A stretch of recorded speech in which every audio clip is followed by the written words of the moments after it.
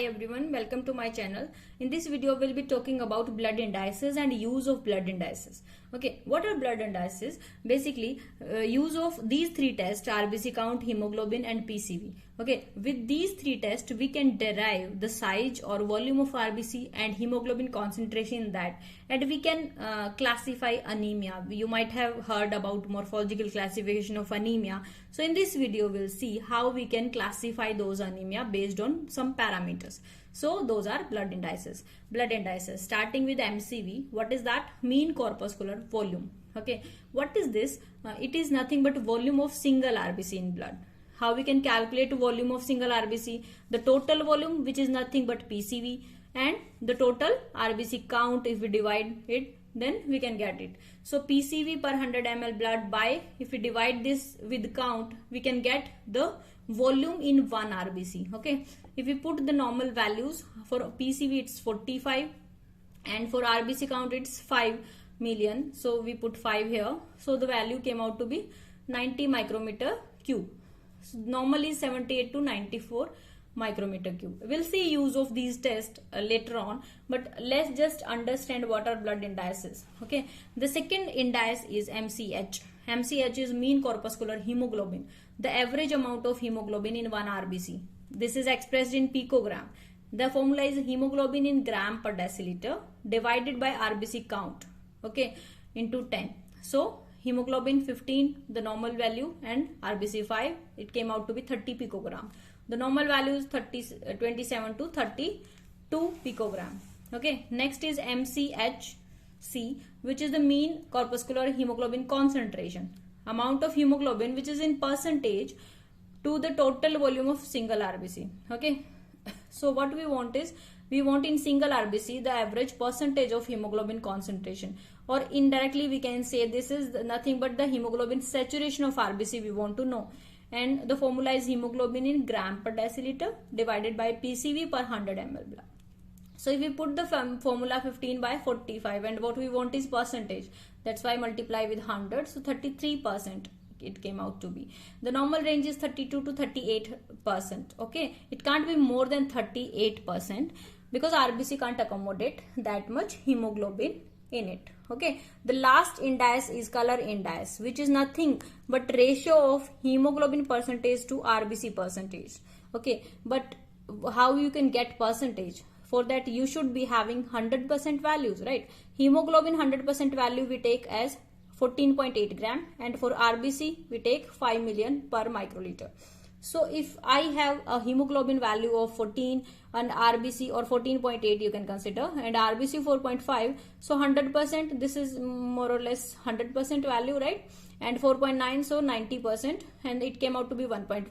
So the normal value is 0.8 to 1.2. This is the least used parameter. This is not reliable parameter, because for community the normal value variations are huge. That's why we can't actually get 100% value for individual, and that's why we are not using color index. We don't use MCH also because that uses RBC count, which have a large amount of error, person to person apparatus error and etc. Right? So MCHC is the most reliable parameter.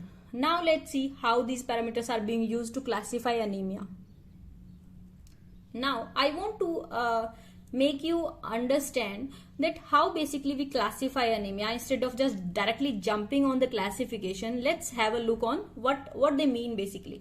So we'll be taking two parameters. One is MCV, which is the mean corpuscular volume, or the volume of single RBC. So if the volume is in normal range, we call them normocytic. Okay, if the size of RBC or the volume is less than the range, we call them microcytic. If this is more than the range, it is macrocytic. And if you can see, you can directly understand that this is nothing but size of RBC which is varying, right? And when we talk about MCHC, which is the hemoglobin concentration in RBC, we can see that when the hemoglobin is normal, the color of RBC is also normal. So that we call as normal color or normochromic. Okay, if the HB concentration is less, then the RBC will be paler, so hypochromic we use. Fine. Hyperchromic can't exist because it can't accommodate more than 38%.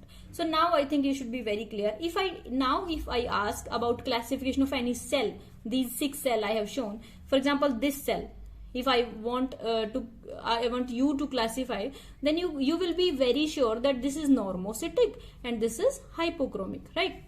If you talk about this cell, this is microcytic and this is normochromic. If I ask about this cell, this will be microcytic and hypochromic. So now I think the concept is clear to you how basically we call the morphological classification of anemia. Now let's see the condition in all these cells. The same thing I have shown in the table now. Okay, so macrocytic anemia, where size of RBC is more but color normal, HB normal. What is that condition? Megaloblastic anemia because of B12 deficiency, folic acid deficiency, intrinsic factor deficiency.